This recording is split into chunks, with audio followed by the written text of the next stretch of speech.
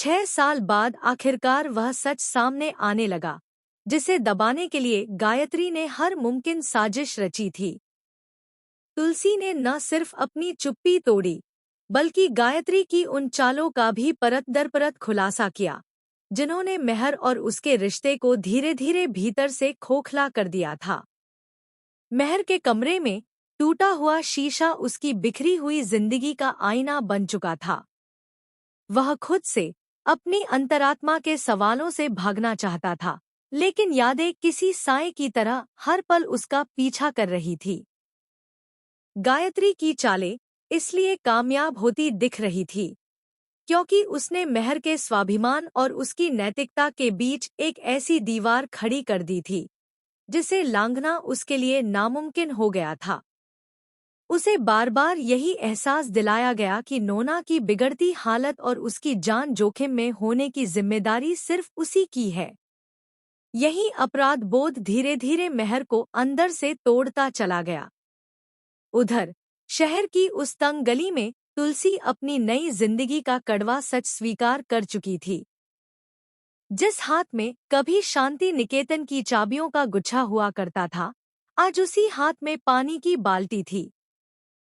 वह एक लंबी कतार में अपनी बारी का इंतजार कर रही थी। परी की आंखों में जलन और नफरत साफ झलक रही थी।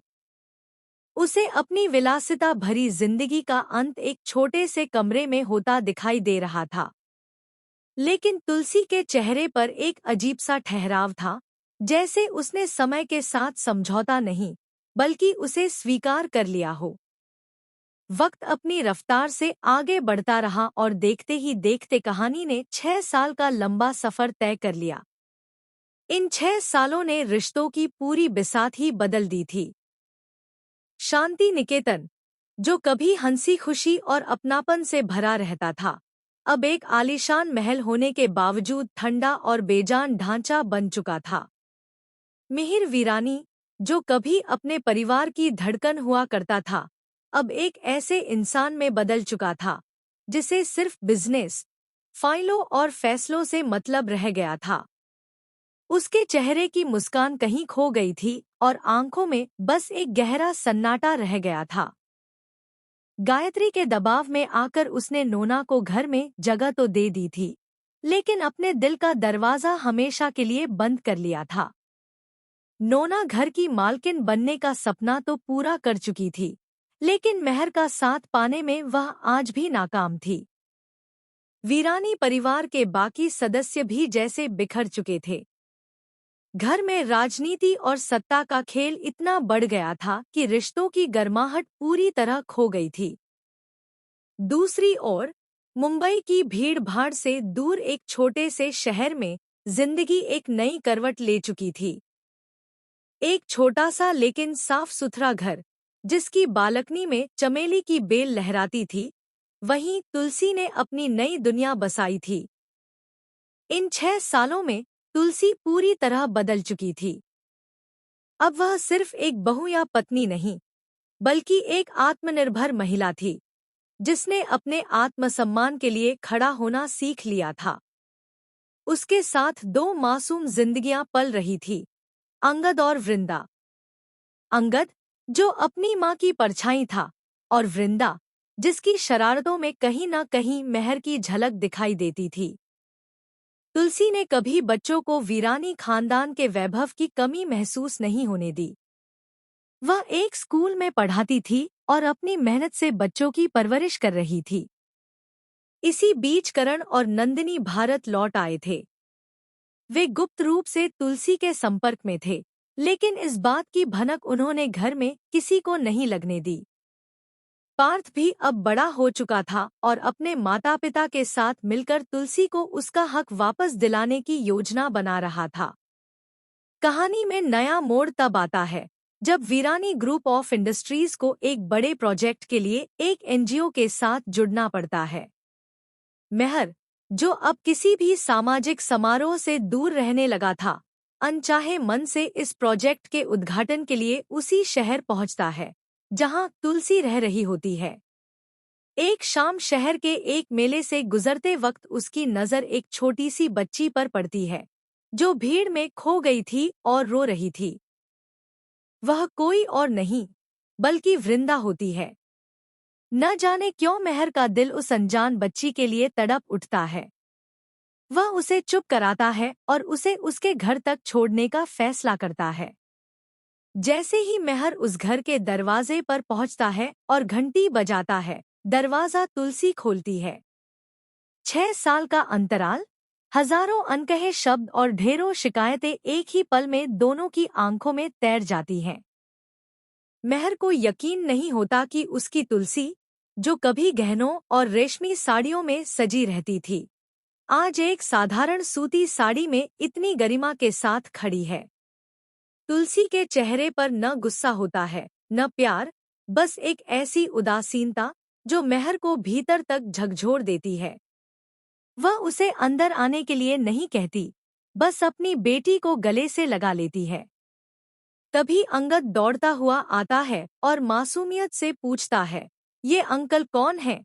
मेहर के पास इस सवाल का कोई जवाब नहीं होता। उसे एहसास होता है कि इन 6 सालों में उसने न सिर्फ अपनी पत्नी को खोया, बल्कि अपने बच्चों के बचपन के सबसे खूबसूरत साल भी गंवा दिए। गायत्री की साजिशें और नोना का झूठा मोह उसे उस मोड़ पर ले आए थे, जहां से वापसी का रास्ता धुंधला हो चुका था। लेकिन अब नियति ने अपना खेल शुरू कर दिया था। करण और नंदिनी की वापसी और मेहर का तुलसी से यह अचानक सामना, यह सब शांति निकेतन की सत्ता को पलटने की शुरुआत बन चुका था। अब लड़ाई सिर्फ एक पति पत्नी की नहीं रही थी, बल्कि उस विरासत की थी जिस पर गायत्री ने छल से कब्जा कर रखा था। शांति निकेतन में हलचल तेज हो गई थी जब मेहर शहर से वापस लौटा। इस बार उसके साथ सिर्फ फाइलें नहीं थी, बल्कि आंखों में एक अजीब सा अधूरापन भी था। मेहर ने फैसला किया कि वीरानी ग्रुप के नए प्रोजेक्ट के लिए एनजीओ की हेड को घर पर आमंत्रित किया जाएगा, यह जाने बिना कि नियति ने क्या बिसात बिछा रखी है। गायत्री और नोना को पूरा भरोसा था कि घर की सत्ता अब भी उनके हाथ में है। उन्हें लग रहा था कि तुलसी अतीत का एक ऐसा पन्ना बन चुकी है जिसे कोई दोबारा नहीं पलटेगा।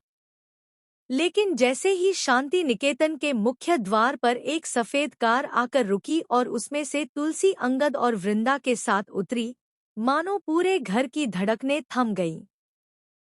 तुलसी ने जैसे ही दहलीज पर कदम रखा, गायत्री के हाथ से चाय का कप छूटकर फर्श पर गिर गया। हेमंत, शोभा और रतिक लिविंग एरिया में जड़वत खड़े रह गए। तुलसी के चेहरे पर अब भी वही सौम्यता थी, लेकिन उसके साथ एक नई दृढ़ता और आत्मविश्वास झलक रहा था। उसने सिर पर पल्लू नहीं लिया था। वह एक पेशेवर, सशक्त महिला के रूप में खड़ी थी। नोना घबराहट छुपाते हुए चिल्लाई कि इस औरत की हिम्मत कैसे हुई इस घर में दोबारा आने की। तभी मेहर की आवाज गूंजी। उसने सबको चौंकाते हुए कहा कि तुलसी यहाँ किसी की दया पर नहीं, बल्कि वीरानी ग्रुप की पार्टनर के तौर पर आई है। गायत्री ने अपनी पुरानी चाल चलते हुए मेहर को याद दिलाने की कोशिश की कि तुलसी उसे छोड़कर गई थी। लेकिन इस बार तुलसी खामोश नहीं रही। उसने गायत्री की आंखों में आंखें डालकर साफ कहा कि वह यहाँ रिश्ता जोड़ने नहीं, बल्कि अपने बच्चों का हक और वीरानी साम्राज्य में उनकी हिस्सेदारी सुनिश्चित करने आई है। करण और नंदिनी उसके साथ खड़े हो गए। उसी पल वृंदा दौड़कर दादी के पास गई और उन्हें गले लगा लिया, जिससे पूरे घर की आंखें नम हो गईं।